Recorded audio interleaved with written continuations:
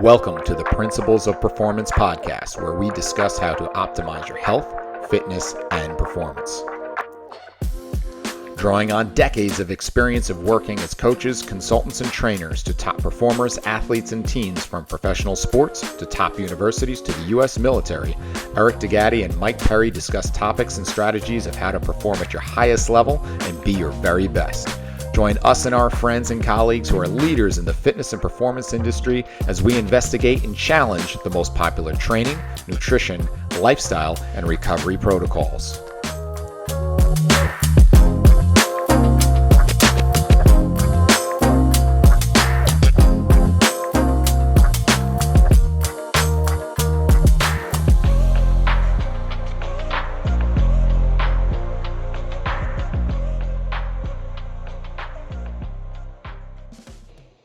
And away we go. Here we are with episode number 47 of the Principles of Performance podcast. I am your host, Eric DeGatti, along with my friend and co-host, Mike Perry. Mike, welcome to episode 47.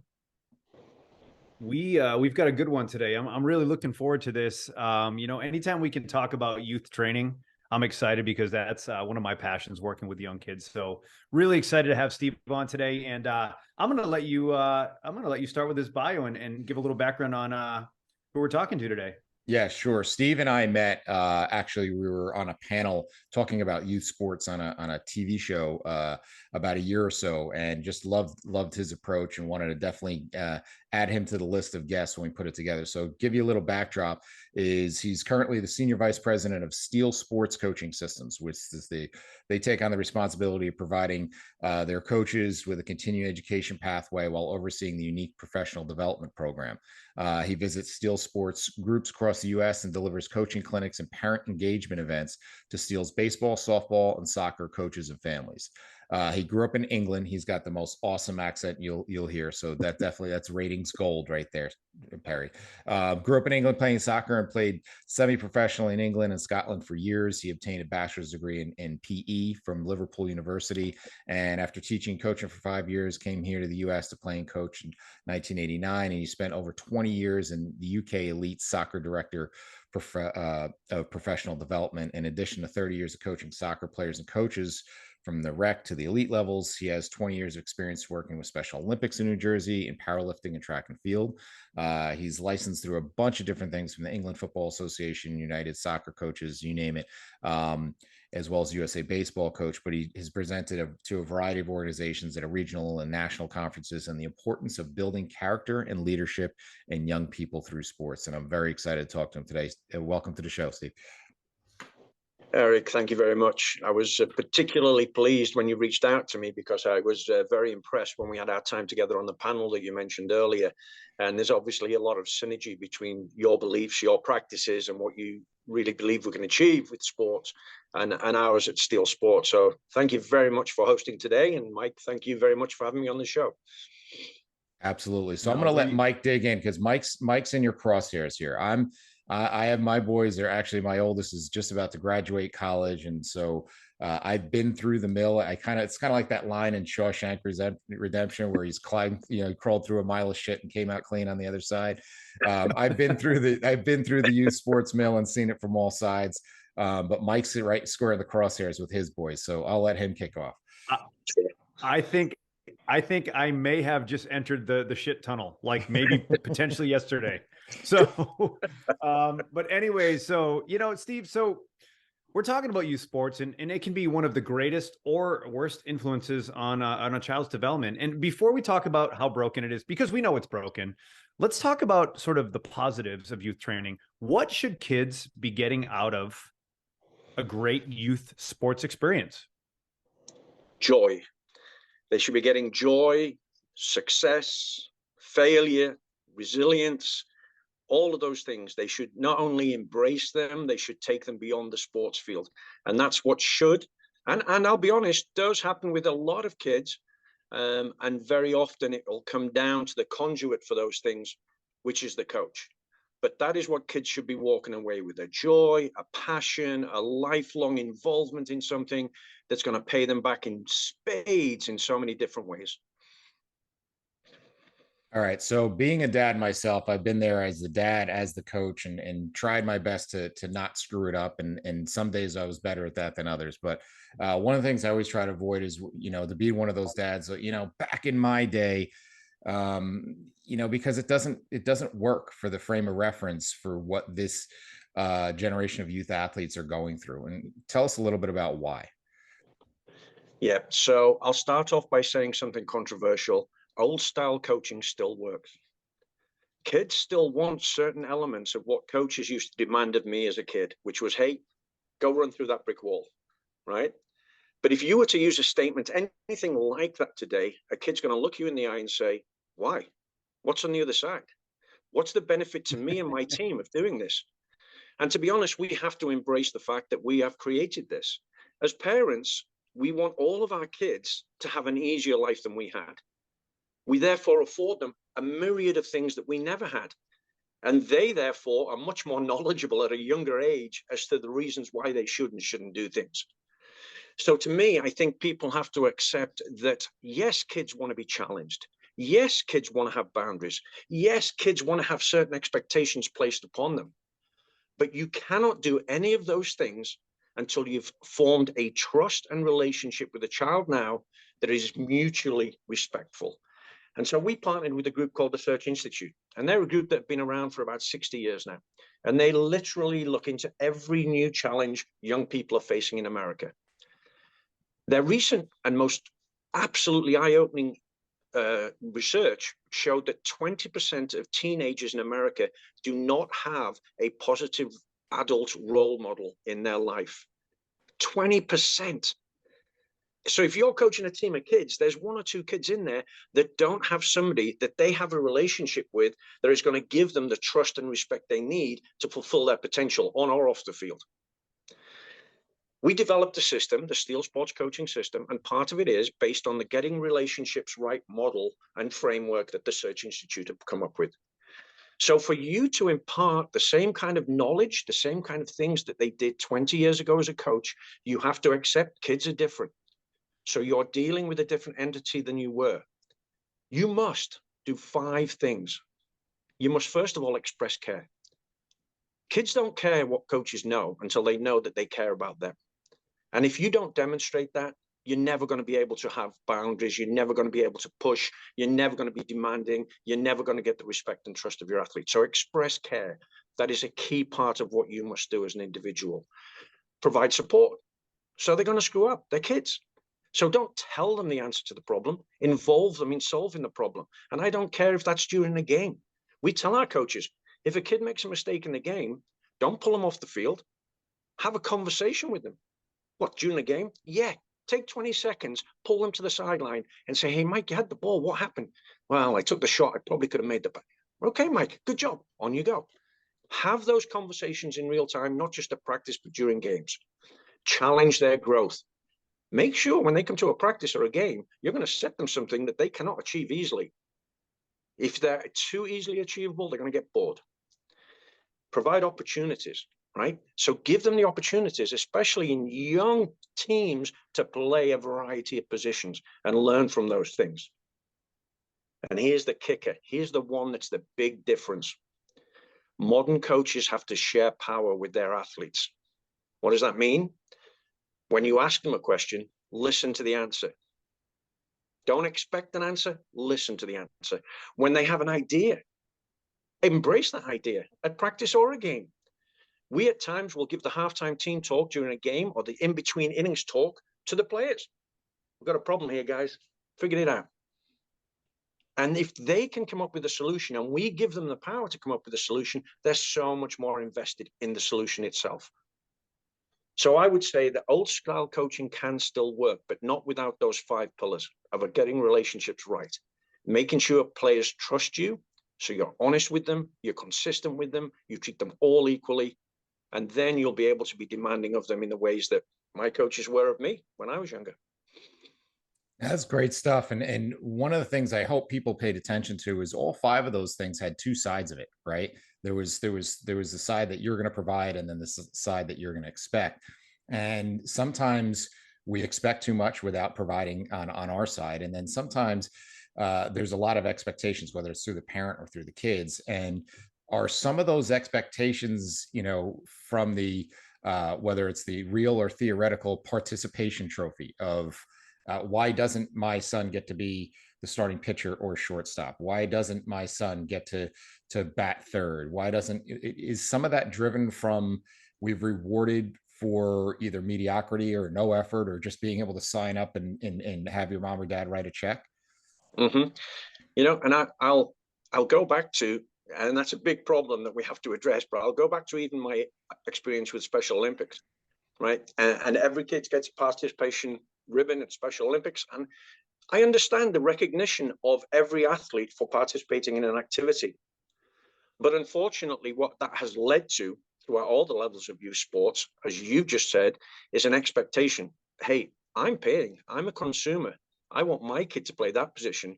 And it might be regardless of the ability of the kid to do so, or consideration of the fact that we would be setting up a kid for a failure if we put them in certain positions because of some of the aspirations, which are incredibly crazy, of parents. So yeah, we're dealing in a business, and I know we'll get into this later, where it's a pay to play. So, parents are paying, they want, and they expect certain treatment of their child that is sometimes unrealistic. Sometimes, unfortunately, it leads to participation beyond when the kid would really want to be even involved in that particular sport. And they make them stay in the sport for whatever reason it might be.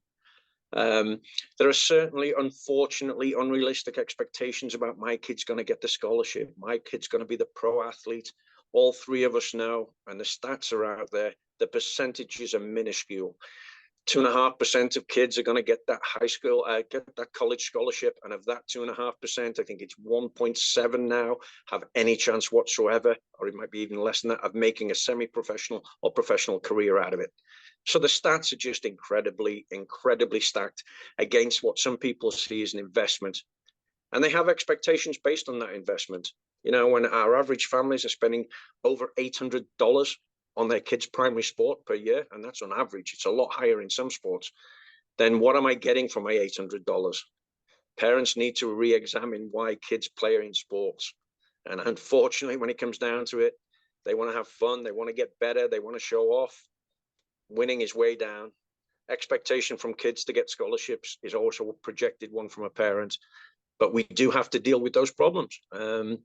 Great example, most recently, one of the greatest soccer players of recent time, played in the MLS, came over here, very successful player, and I don't want to name him because it's a little embarrassing, but was absolutely astounded that they had to pay $3,500 a year for his kid to play on an elite soccer team. And what am I getting for that $3,500? And I think I knew who you're referring to.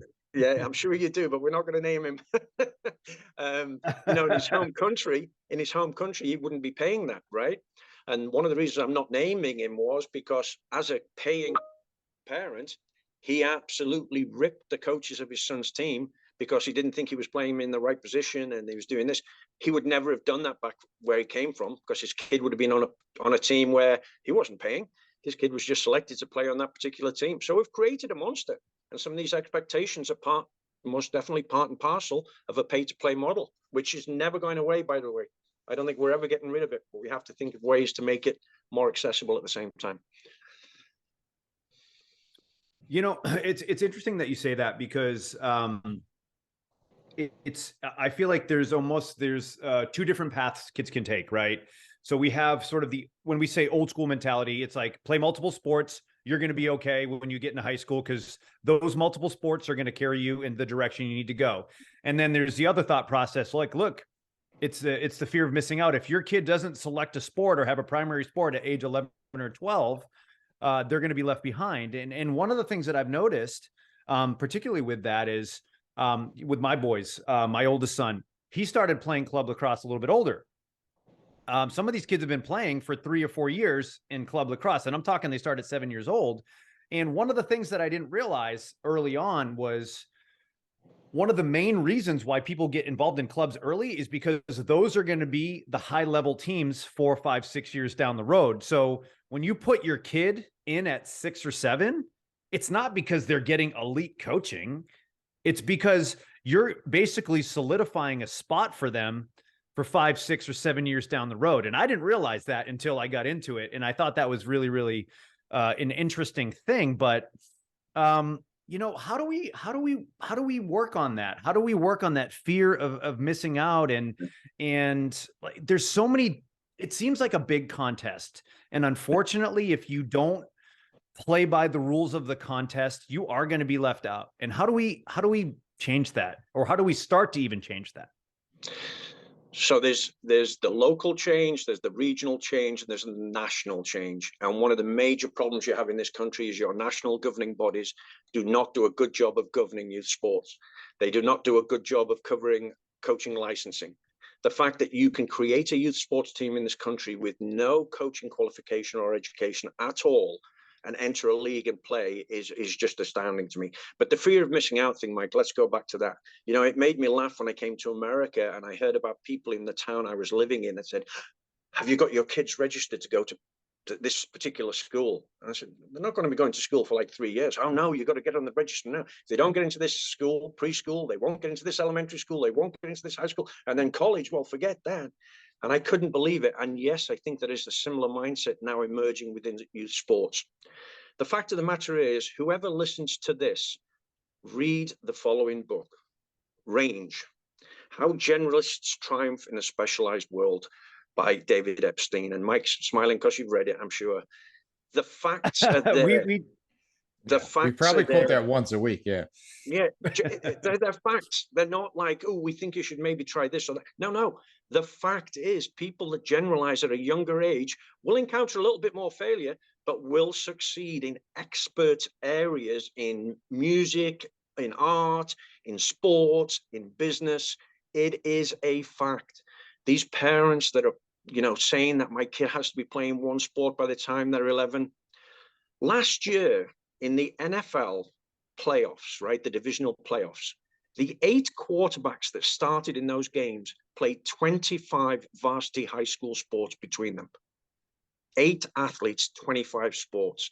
Mahomes went to college and played baseball and football, right? I mean, the facts are there. So what we don't do a good enough job of is explaining to parents, hey, this isn't an opinion. This is a fact. The more sports your kid plays at a young age, when they are ready to make that choice, and you know, for some, it might be 11. For some kid at 10 or 11, they might just say, I've fallen in love with this, Dad. I want to play ultimate frisbee for the rest of my life. God bless you, son, you know. But then you have to guard against very real proof again of mental and physical overuse, injuries and scars. The physical are obvious. If you're playing the same sport throughout a year, which happens unfortunately here, then you're going to get an injury. And it could be a traumatic one. It could end your career. But what is not considered, once you become that specialist sport, 10-year-old, 11-year-old kid, now you're in this elite sport. So now obviously you better be an elite athlete. The mental toll on a 10 or 11-year-old, because you're in that level, to try and perform at that level is ridiculous. So there's so many stats out there. It's just incredible. There's just no reason to specialize. You know, I'll give ourselves a little plug here. We're trying to push hard with multi-sport camps for kids. So kids come to our camps, they'll play over the course of a week. They'll play frisbee, touch football, rugby, cricket, wiffle ball, frisbee, volleyball. And the number of kids at the end of a week that are saying to their parents, hey, Mom, I never played volleyball. That is a great sport. I think it could be good. And we have to educate the parents because we have the facts to educate them. It's not like we're saying, hey, we think this. No, we know this. So we really do have to do a better job. The cost of a Tiger Woods, 4-year-old phenom, what a great career he's had. My goodness, though, has he had some issues in his life? I think he has. And I'm not certainly blaming them on all of the sports but imagine from the young age he had to be the expert, professional, elite athlete he has. It's not the right route for the vast majority of our children. Now, another Absolutely. thing that I think we should really consider, and before you jump into your question, Mike, because I want to go on that theme, because like you talked about getting them in at the right time, is you have to understand the vast difference. And if you could talk about, Steve, the difference what you can have within a 12-year-old, right? Mm-hmm. So, you know, we talk about baseball, and that's the sport that I'm most familiar with. You know, every 12-year-old, they want to go and do the big summer trip to Cooperstown. And when you can go to Cooperstown and you'll see some players that literally have these baby faces. They look like they should be still playing with Hot Wheels cars. And then you have other kids that are literally shaving in the bathroom.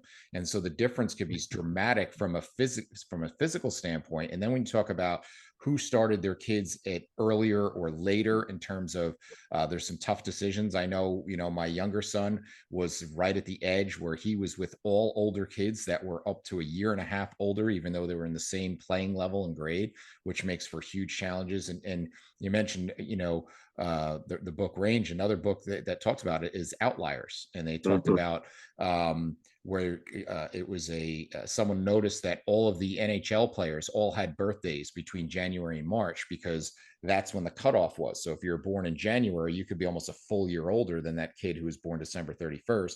So you have a full year of maturity. So now you go out at the 7, 8, 9 years old, you're going to be more mature. Maybe you're a little bit more coordinated. So you're going to get picked for the better team. Now you get the better team. Now you get the better coach. Now you keep moving up the ranks, and you have this distinct advantage over that other kid that's a year to a year and a half behind you.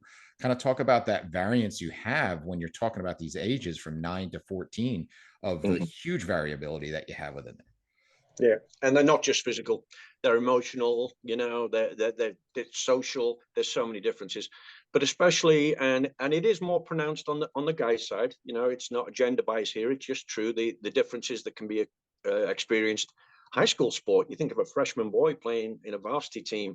I was watching a lacrosse game yesterday, Duke v. I think it was Delaware, I can't remember, but there was a freshman who scored 12 goals, and you're looking at him and the size of him, and he took his helmet off, he's standing beside a teammate. I thought it was a father and son. It's just incredible. Interestingly, this is being addressed, and we've started to do it with our soccer teams. A lot of professional clubs in England now are having 2 teams within a year, the first 6 months and the second 6 months in terms of their birth, and they're finding the development of the athletes in the environment most conducive for them to succeed, right? Because that's what we want to do. We don't want to put them at the risk of being injured, but we also want them to succeed. And not being able to physically compete against someone because of the date of your birth is definitely a factor that's becoming increasingly considered one in youth sports. There are players that have been asked for dispensation to stay back a year or to go forward a year. But I think we have to be very careful when we would talk about kids and their physical development. The incidence of traumatic injury in certain areas, females ACLs and males groins, and baseball players, the Tommy John surgeries that are happening now at such young ages, are partially to do with the imbalance in terms of the physical maturity of the athletes on the same field. So I think that's a major concern. And I think it goes back a little bit to fear of parents missing out kind of thing. Oh, why should my son be playing on this younger, less developed team? Or where's the right place to place him, as opposed to the most prominent team they can put him on, which may not serve him best in terms of his physical or social or emotional maturity. Yeah, I mean, there's a lot to unpack there. And, one of the things that, I was thinking about when you were talking about Tiger Woods, and you were talking about, granted the guy's been successful, but he's dealt with a lot of things. I think a lot of people look at, that early specialization model, and they're like, look at how much he did, look at what he achieved. But at the same time, look what he missed. Yeah, right. absolutely. I think that's the thing that people don't understand is he grew up. I mean, look, I know we're talking about sports versus child stars, but that guy grew up in front of America, and everything that he did, every decision he made, good or bad, was scrutinized. And it's hard to grow up in front of the world. It happens in, young like celebrities and stuff like that too, because a lot of the times they just end up being completely screwed up because of, that their scenario and their environment. So I think that's a big thing we need to consider. And what the hard part is, and this is something that I struggle with too, and I know better, but it doesn't mean that I'm immune, is that sometimes it's tough because you want kids to play sports, and not just our own kids, but we want to see kids active. But some kids you can't find a way to do it in a positive fashion for whatever reason. And have you found any good tips or any good strategies to continue to encourage kids to be a little bit more active and be a little bit more positive, and be a little bit more sort of integrated in sports, but make it a positive experience? Because some kids have never had a positive experience ever in sport. And that's one of the reasons maybe they never play it. Mm-hmm. Yeah, I think you make a great point there, and you see young people, you see it in the show business industry, right? You see it in all kinds of walks of life, missing out on childhood and the development, missing out on the expectation of not being an expert, right? Missing out on the expectation when you're in that arena, you have to be at this level. It's an untold problem that so many kids suffer from, the expectation of them performing at a higher level than they're capable of. But yeah, in terms of nurturing a child's potential involvement in the sport, so we're in organized team sports, and we all know that organized team sports, 70% supposedly at the age of 13 are quitting those organized team sports. That's not actually a truly reflective figure. What the Project Play most recent State of Play report discovered was a lot of these athletes are actually dropping from the level of competition, but going to a more local level of competition and sticking with the same sport. So these athletes that have been pushed up to the elite levels of, let's use soccer because it's probably the worst example there is. There's so many different leagues that are all the best league in the country, and it's just absolute nonsense. And these kids that move up to be the 17th or 18th player on a team, because that's the team to be on, what's that going to do? It's going to kill your passion. So it's not only the fact that some of the kids never got into the right sport, even in the right sport, they'll be put in the wrong spot. Variety is the key, though, Mike. To be honest with you, I'll go back to what I said earlier about sharing power. How many parents actually talk to their kids about the sport and if they're enjoying the sport? How many kids then come up with an alternative sport or activity? Something that will get them vested in something that will lead them to being active. I'm active now. I'm an athlete because I walk. I literally move my legs one in front of the other. And if that's the activity that I like, going out and walking on the fells and walking in the mountains, that's fine. But I think parents really do have to embrace the fact that they should empower their kids to make the decision about the sport they become involved in. Now, that's not to say, hey, I've got a kid in the sport, he wants to quit mid-season. That's just not acceptable to me, right? That's a commitment you've made. But at the end of that season, I'm not going to have that kid go back and do anything else unless they want to do that. But I'm going to insist that there's some activity that they're doing. One of my daughters, I have quite a few daughters. One of my daughters went into acting and enjoyed that and got a lot out of it. But I do think sports is very, very difficult for kids because they're put under a microscope when they're on that field. And the expectations very often of adults, their own parents, the opposing team's parents, the coaches, it just makes it a not fun activity. I would say variety. Honestly, I would, Mike, ask them the opinion. What is it they want to do? If they don't want to do that activity, can we find another one? There's been a huge growth, as you probably are aware, of these individual sports now. Kids who are playing sports that has increased, things like golf, things like tennis. They're all obviously great sports, but yeah, I think it's a puzzle that we can solve if it's addressed properly by parents and we listen to the young people about what it is they want to do. Yeah. Hey, everybody, a quick break in the action here. Hope you're enjoying the show and we appreciate you listening. We're working hard to bring you the highest quality content and best guests every single week. So if you could do us a big favor and go and like and subscribe to the show on whatever platform you get your podcasts on, it would be greatly appreciated. Be sure to listen at the end of the show also to find out where you can find out more information about our courses, as well as a special discount code for all our listeners. Thanks again, and let's get back to the show. So your tips for parents, one of the things that always stuck out to me, from when we first met and we're on that panel talking about that famous car ride home after the game, and some of your tips with that, because I started to reflect and say, how bad was I? And I'm sure there were certain days that I was a bear and didn't do it right. But I always try to keep in the back of my mind, like, two things. That one is that, especially my kids are baseball players. So the sport is really hard. It's a game of mistakes, and it's really, and no one wants to strike out. No one wants to ground out to the shortstop. So I really try to make a point to, like, I'm not going to pick on anybody for that, or get on anybody because of, a ball went between their legs. Those are just physical mistakes. The only thing that I really, would definitely get on my boys about was if there was a lack of effort there, that I thought if they left they didn't bring their best to the game. And so that was impactful. But you took it a step further and you said there's only a couple words you should really be saying on that car ride home. So talk about that, please. Yeah. Just before I get into those details, I had the good fortune recently to be in a conversation. A few people named Nomar Garcia Parra. I always mispronounce his name, but he was part of this group, and it was out in California because we have groups out there. And he told me this story, and I thought this was brilliant. Right, so kid on the field makes a mistake. Do they look at the coach, or who's the first person they look to? It's their parent, right? So you as the parent, you're the person. Your kid's going to look at you first. Your facial expression, your physical expression, whatever you may or may not be doing at that time, is going to send a message to your child who knows you very well. So when my daughter looked at me and I'm sitting on the sidelines and she'd made a mistake and I'm going, oh, her heart sunk, just sunk. It didn't care if the coach is saying, it's okay, Caitlin, you'll get it. If I'm sitting there like this, or if I'm, the message is delivered. So Neymar had delivered, his daughter was playing softball. He wasn't coaching. He used to sit in the stands, and he said he came up with this great thing. He knew she would look at him, and she made a mistake. I think she was playing first base, missed the ball, whatever it is.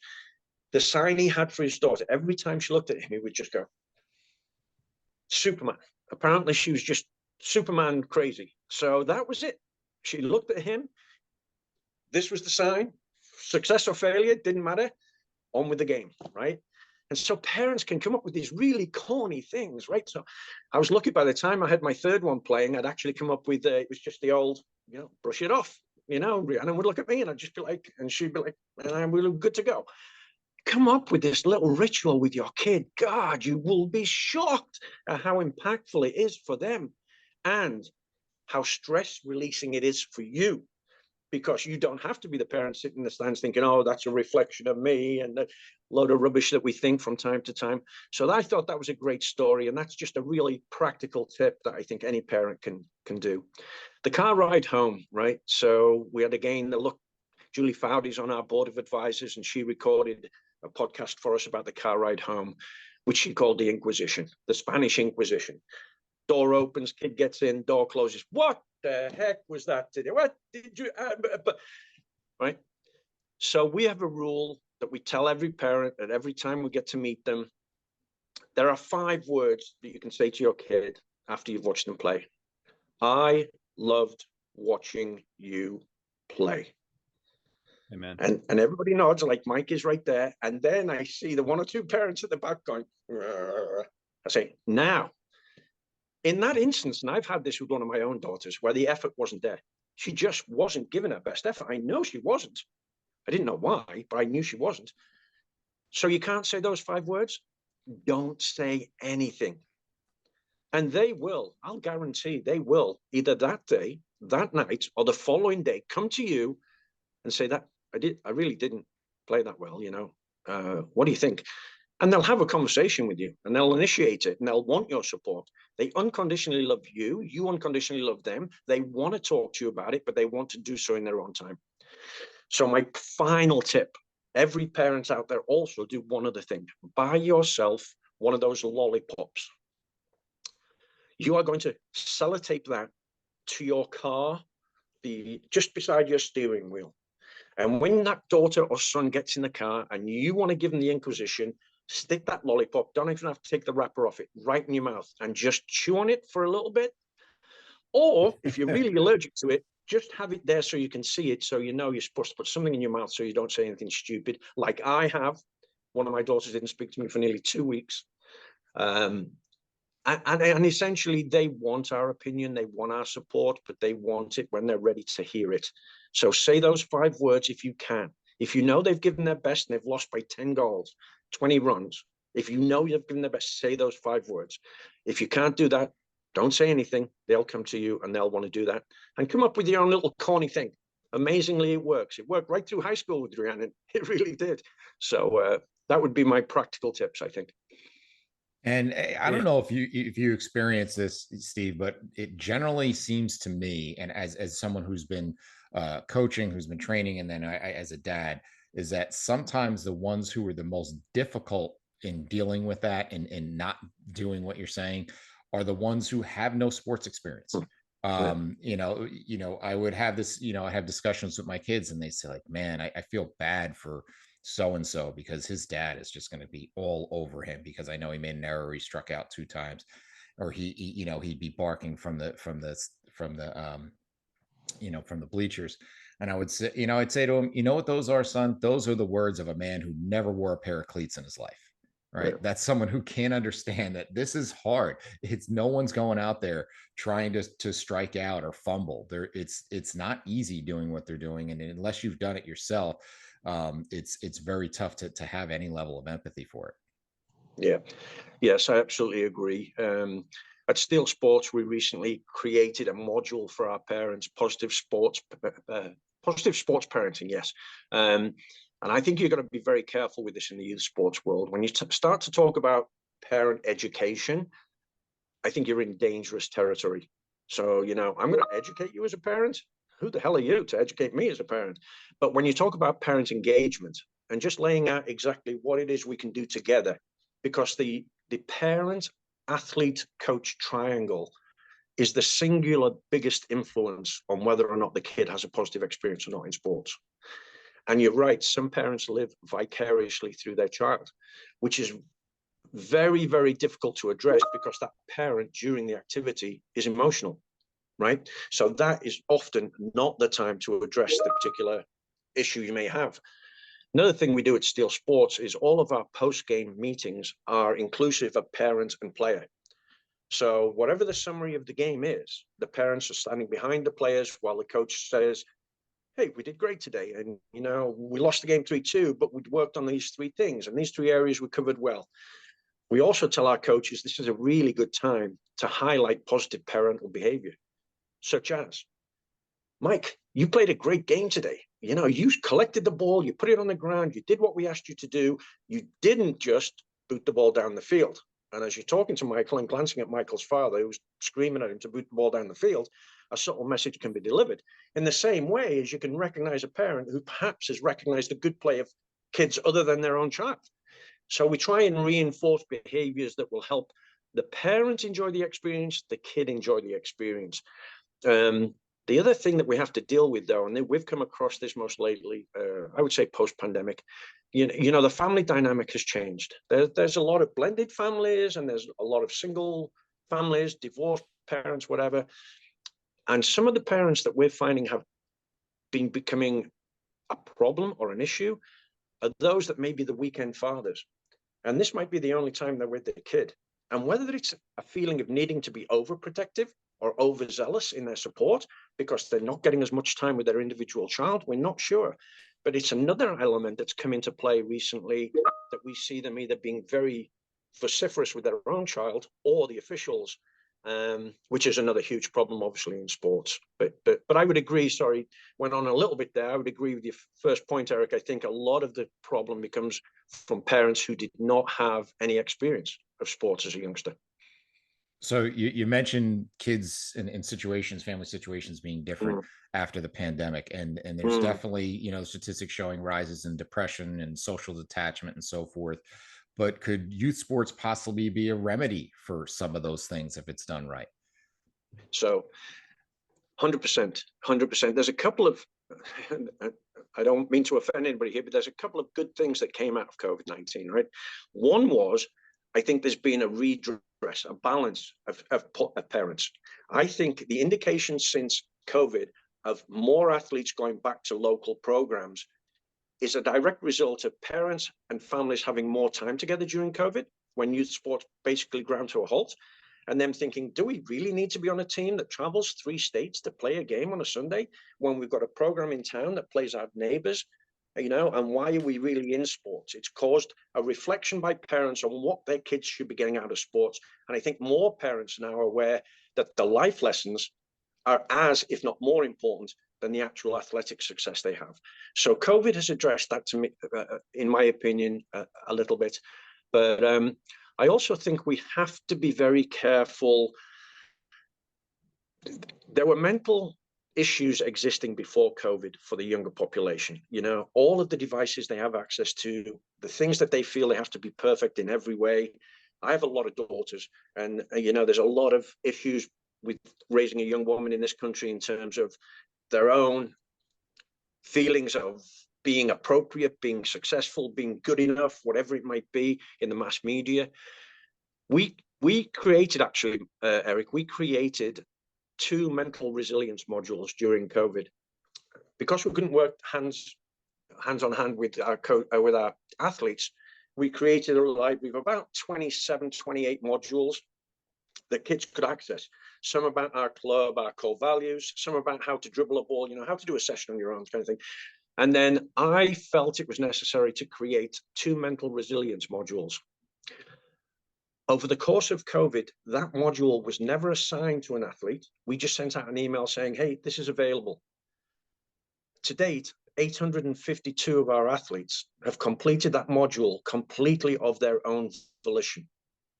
852 athletes between the ages of 12 and 17 have said to us, I need help. I need help because I'm struggling with this, I'm struggling with that. And this mental resilience course was completed by far more than any other course that we put out there. So now as coaches, adults, parents, we have to accept our kids. I don't want to say it's in crisis, but I do think it's a growing issue that's not going away anytime soon. I think sport could be tremendous for this. When I went back and started watching our teams practice, watching the level of cooperative play that they were incapable of doing, the level of communication that had gone backwards, it was palpable. You could see these kids couldn't interact the way they had pre-COVID. What I also noticed was our coaches were suffering in the same way.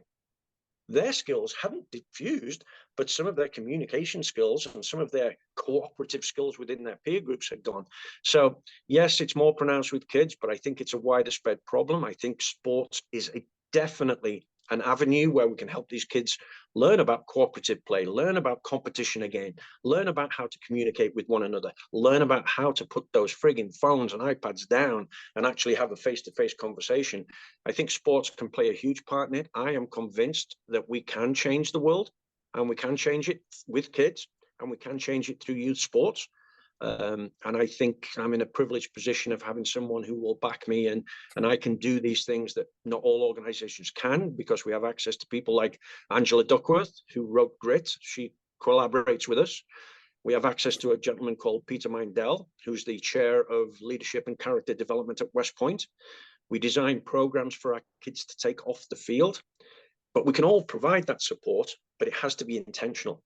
We can't assume that kids are going to get this from youth sports unless our coaches are trained to recognize moments when it happens.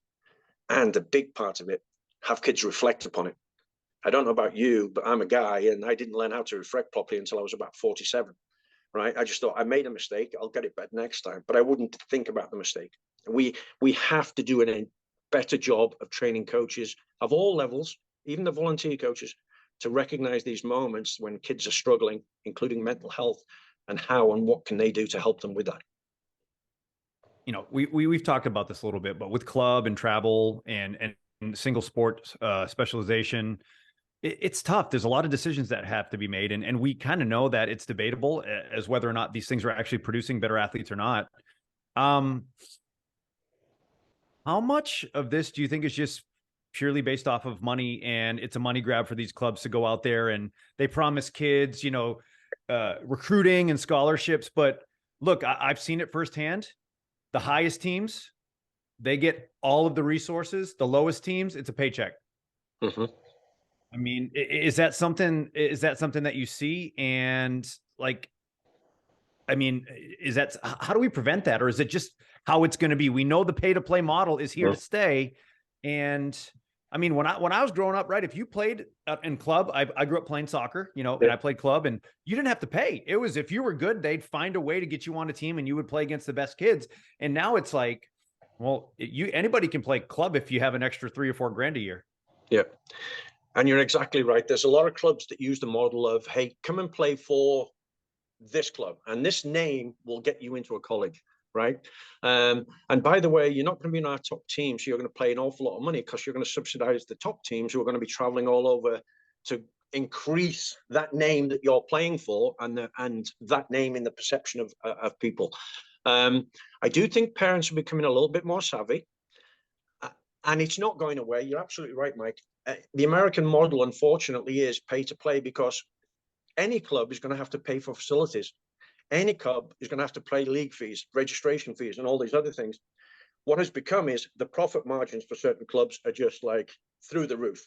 And we hear about this. We hear about how much coaches are being paid now just to do one team for a season. And it's incredible the money that can be made. I can only say this to a parent. If you're going to a club, make sure you understand clearly what their mission and what their philosophy and what their coaching model is. Is it a kid's first philosophy? Is it to develop your kid as an athlete and a person? Is it to develop your kid to be one of those? And again, we've got the numbers. 95% of Forbes 500 CEOs played sport. So sport can play a part in your child's life that will lead to success off the field. If your coaches are not all 100% focused on winning because the brand name has to be the best. So are you paying $3,500 to win every game? Because if you are, you're being fleeced. Because soccer, you play, Mike, right? Soccer, you can have the team at the bottom of your league beat the team at the top of your league on any given day based on circumstances that are out of your control. So why are you putting your kid in sports? If you're buying the BS that you're going to have a scholarship at the end of it, then you really need to do some research yourself, because that's simply not true. It's not even debatable. It's just not true. Look at the numbers. If you're putting your kid in sports to learn really meaningful life lessons and be a better athlete, make sure the club you're putting them in addresses both of their things in their philosophy and their actual teaching and coaching of staff.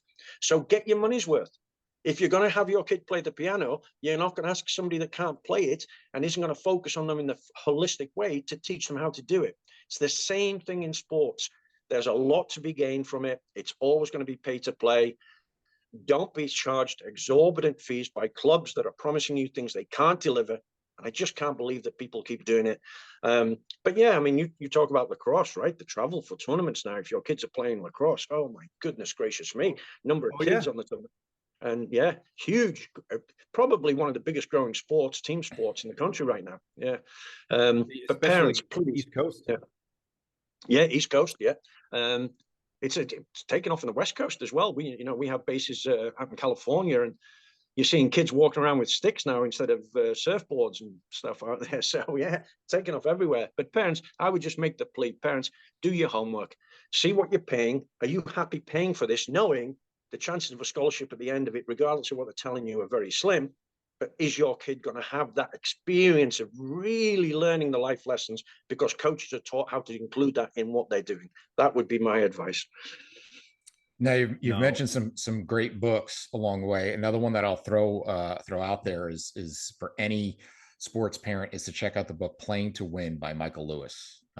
He wrote The Blind Side and a couple other great books, and he talks about the youth sports industrial complex. And he takes, he does his diligence and research, but he also talks to you through his eyes as a dad with two girls playing softball and realizing as his one finally makes it to get to that college level and how much they sacrifice, and kind of reflecting, as you said, was it worth it? And then looking back and saying, okay, well, if I would have invested that same money in academic tutors, there's far more money available academically than there is athletically.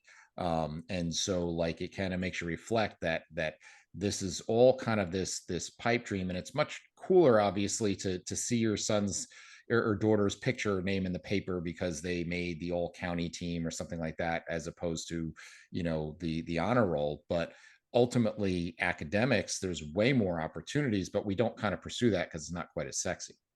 Yeah, we've had some great stories at Steel Sports, and we've had some kids that repeated what you just said. They've gone to Division I colleges and quit because they were said, it's my life. This is a job. It's like year round. It doesn't even matter if it's the soccer season's only the fall. Year round, I'm required to do this. I can't do that and everything else. So the pressure is absolutely inordinate. It is a job. And we're seeing that now where some college kids are now getting paid more to actually go with the NIL rights and everything else to go and play at college than they would get from the Major League Baseball contract they can sign.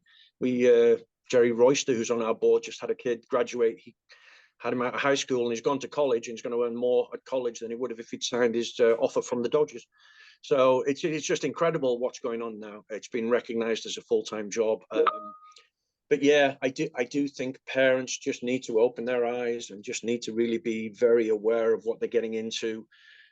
The investment, if that's what it's about, is not a wise investment. If you're investing that 20,000 or whatever it is to get your kid that scholarship, it's not money well spent. But if you're investing it in their future by giving them the life skills, because the coaches and the organization are truly about holistic development, I think you can get your money's worth if that's what you're honestly looking for.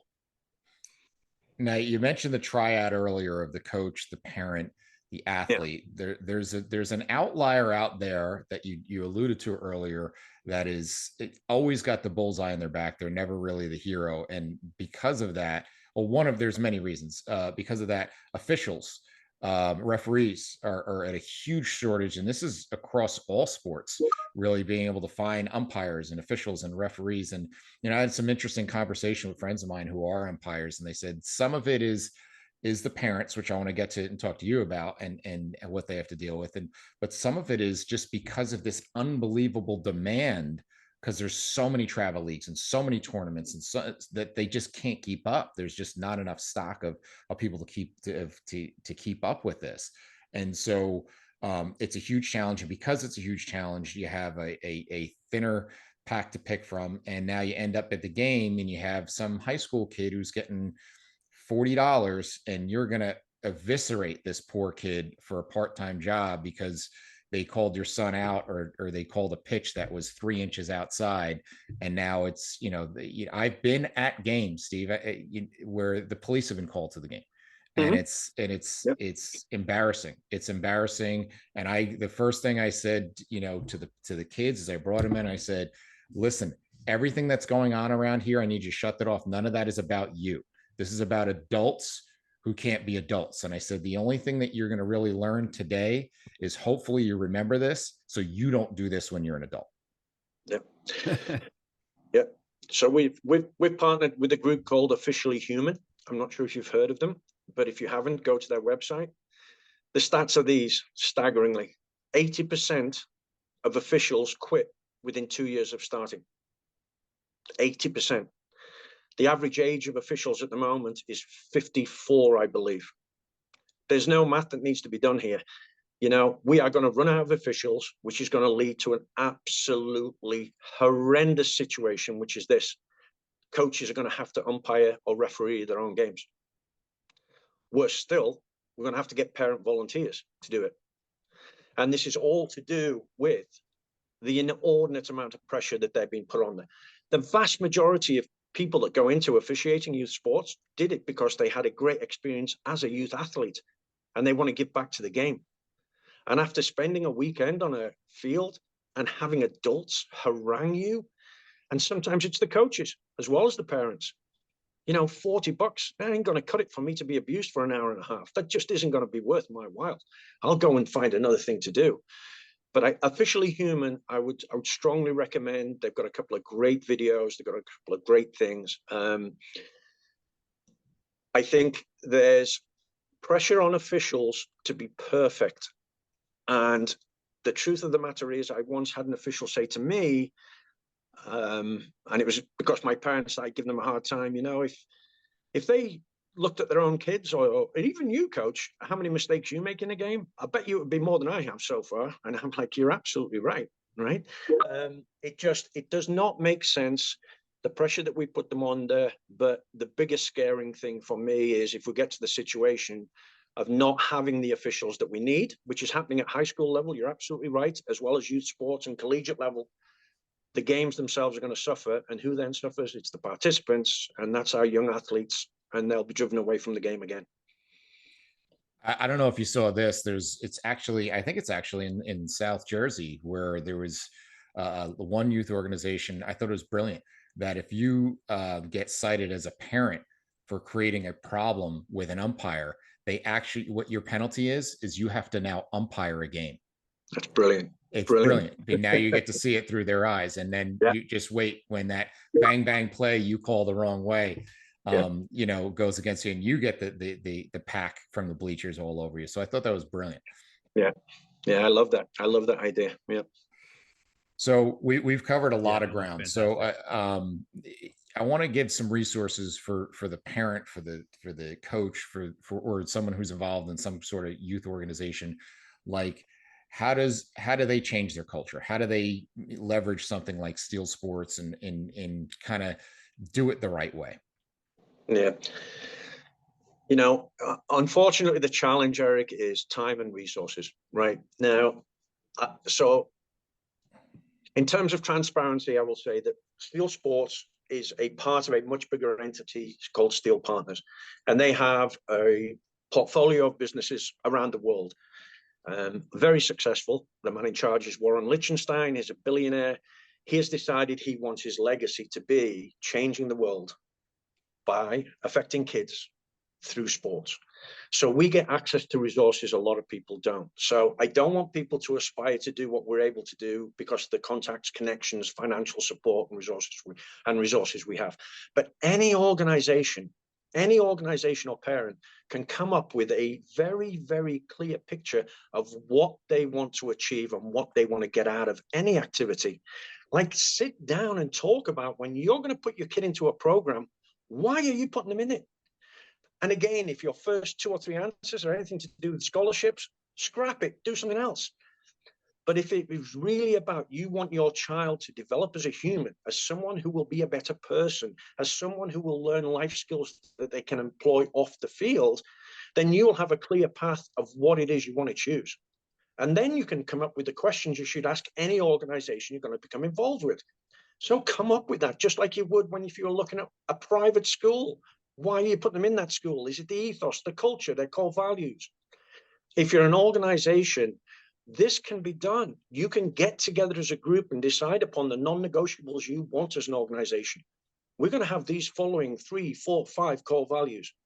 And they're going to be good enough that they can apply to everything we do as an organization, on and off the field, organizationally, in terms of competition, level of competition, how we select our teams, how we commit to our players. You can do that. And then you can have a framework which will clearly indicate to anybody who joins you who you are and what you're about. With Steel Sports, our most simple definition is kids first. Anybody that joins us has to understand, if you, as a parent, Eric, are coming to me to join Steel Sports, I'm going to tell you, well, we're going to put kids first. That means before the ego of a coach, before the outcome of a game, before your sometimes unrealistic aspirations, we're going to put your kid first. If you're not comfortable with that, we're not the organization for you. The second part of kids first to us is, you and us have to always remember they are kids first. Well, what does that mean? Well, why do they play sports? They play sports to have fun, to get better. They play sports because winning is like 9th or 10th on there. So if winning is 1 or 2 for you, you're not in sync with your kid, we're probably not the organization for you. Kids will make mistakes. If they make a mistake at home or school, you forgive them. Do the same on a field. Mistakes are the first step towards mastery. What we want to develop is Socratic thinkers, problem solvers. Put a kid on a sports field, they've got a million problems to solve. Let them solve the problem. Let them learn the process of problem solving from sport. Let them apply that to life. So everything we do at kids sports, I could say at any time, kids first. And these are the 2 things that means. And if you're not on board with that, then we're probably not the organization for you. And any organization you should join, you should clearly know what is their priority, what is their ethos, what is their philosophy, what are their core values. If they don't have them, you're going to be lucky or unlucky, and it just depends on the individual coach you get. As a parent, know what you want to get out of the experience, know what you want your child to get out of the experience, because you've had the conversation with them and shared power, and you know what they want to get out of it, and you've got much better chance of having long-term success because of that. Spectacular stuff. So Mike, anything you want to throw in there before we wrap it up? No, I honestly, I'm eating this up right now. I'm taking notes, and everything that you're talking about, I am on board 100%. And it's just crazy to me that this is where it's going. But here's what it boils down to. It's going to happen. It's going in this direction, and there's nothing that we can do as far as changing that. So what can we do? We can change the way that we react, and change the way that we educate, and change the way that we communicate. And I think that's something that we need to really understand, because it's just kind of like death and taxes. It's going to happen, but it's how we react to it. Right. So, honestly, this was phenomenal. And I just want to say, Steve, thank you for sharing. I can't wait to check out your site a little bit more and look at some of the resources that you guys put out. So I just want to say thank you, because this is my wheelhouse. This is where I live, and this was awesome. Yeah, well, I'll go one step further if I may, Mike. I'll invite you to look at some of our resources on our learning platform that we give to all of our coaches. And I would love and Eric, I'll do the same with you. And I'd love feedback from you both about, hey, these resources are great. Hey, do you ever think of doing this? Because just like always, right, we're always looking to steal ideas from each other. I love that idea that was mentioned about parents having to umpire. Yeah, go and get out there, give them the whistle. So we always want to share that. And I do believe, Mike, we'll get to a better place. I really do. And I think we've got the facts to back up the statements about what is actually the best practices. And we need to let parents see those. You can't make them make the right choice, but you can certainly educate them, as you said, about what the best choice would be. But hey, thank you for your time. Really appreciate it. And we'll be in touch. No, this is spectacular. So want to thank you, Stephen. Before we wrap up, I know this thing is a moving target, right? And every year we have to do things we have to deal with and learn about how to best handle this. So tell us in 2023 what you and Steel Sports have kind of on the radar.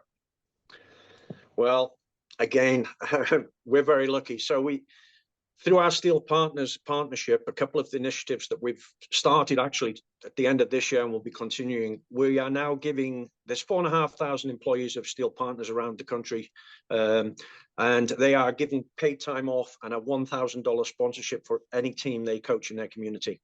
So we are literally paying employees to take part in the community, do our foundations of positive coaching, and we've given away $100,000 so far to individual coaches who, coach their town soccer team, and they get a $1,000 sponsorship from us to use for whatever it might need, fields, uniforms, whatever, and they're given flex time so that they can have the time to go and do that. And I think that's impacting now about 3,500 kids in communities across the country.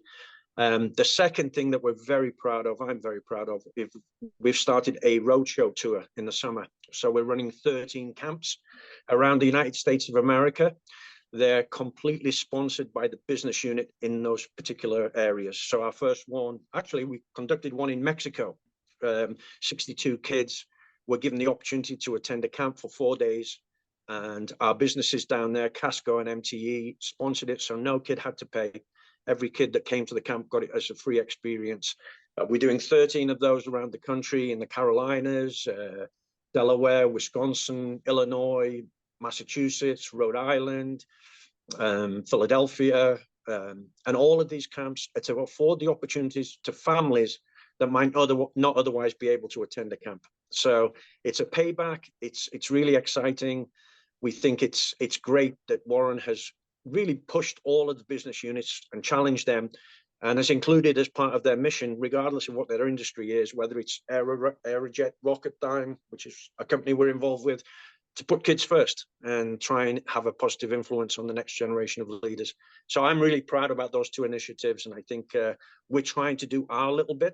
And if enough people step up and do it, the access to opportunities for sports will be increased incredibly for people that are living in underserved communities. That is awesome stuff and so needed. And I applaud your work with that. And we will definitely going to put all these some links in the show notes so you can check it out and get more info. But thank you again for your time, Steve. And want to thank everyone out there for listening. And this has been the Principles of Performance podcast. Thank you, Eric. Thank you, Mike. Appreciate your time. Thank you for listening to the Principles of Performance podcast. If you've enjoyed our content, please like and share on your social media outlets, as well as subscribe and give us a review on YouTube, Apple Podcasts, or whatever your preferred platform is to listen to. For more information on the Principles of Program Design courses and workshops, visit us at www.principlesofprogramdesign.com and follow us on all of the social media channels where we post new content every day.